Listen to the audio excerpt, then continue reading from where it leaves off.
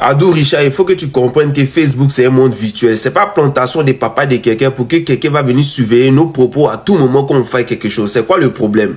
Il y a des gens en Côte d'Ivoire, ils ont fait vidéo, ils ont mis ça sur Internet. Ils sont ni gendarmes, ni policiers. Ils sont allés au domicile d'un citoyen ivoirien. Parce que la personne a dit quelque chose qui ne leur plaît pas et ils se permettent d'aller au domicile de la personne en tant que qui. Ces gens-là, tu ne les as pas arrêtés, tu ne les as pas interpellés. Aujourd'hui, ils sont en liberté en Côte d'Ivoire. On t'attend sur les vrais sujets de justice.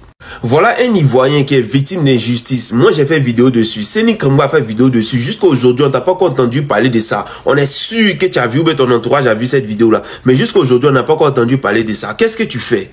C'est-à-dire qu'aujourd'hui, il y a des gens qui peuvent se permettre de faire des bêtises, qui ne sont pas arrêtés, qui ne sont pas inquiétés. Et il y en a d'autres, quand ils se trompent, ils font des erreurs comme tout le monde, comme toi-même aussi. On les met en prison parce que ce qu'ils disent ou bien ce qu'ils font ne vont pas dans notre sens. Ou bien on veut les arrêter juste pour les faire peur, pour les manipuler ou bien pour les avoir à notre guise. C'est quoi ce pays-là? La Côte d'Ivoire devient quoi comme ça?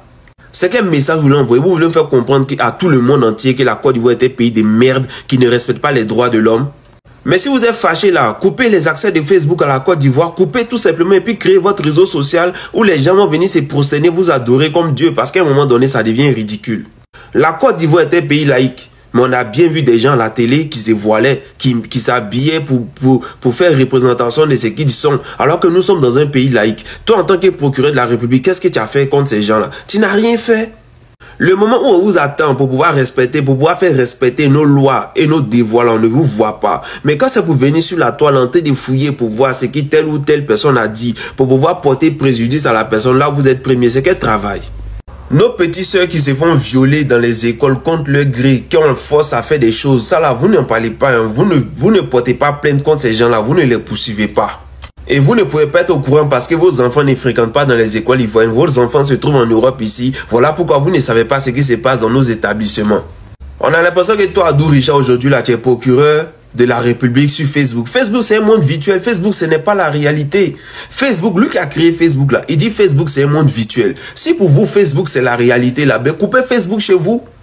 Pays là, on ne peut pas marcher. Si tu marches, que tu ne marches pas pour faire plaisir au pouvoir, on te mate, on te met en prison.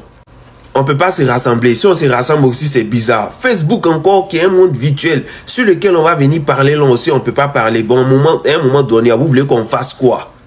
Ceux qui ont traité le président Ouattara buveur de sang, vous les connaissez bien. Ils sont venus en Côte d'Ivoire. Vous ne les avez rien fait parce qu'aujourd'hui, ils mangent avec vous. Ceux qui ont traité Feu Ahmed Bakayoko de franc-maçon, là, vous ne les avez rien fait parce qu'aujourd'hui, là, ils viennent en Côte d'Ivoire, ils mangent avec vous. Toujours en train de voter des lois pour pouvoir limiter les gens dans leur action. Demain, ces lois-là vont se retourner contre vous.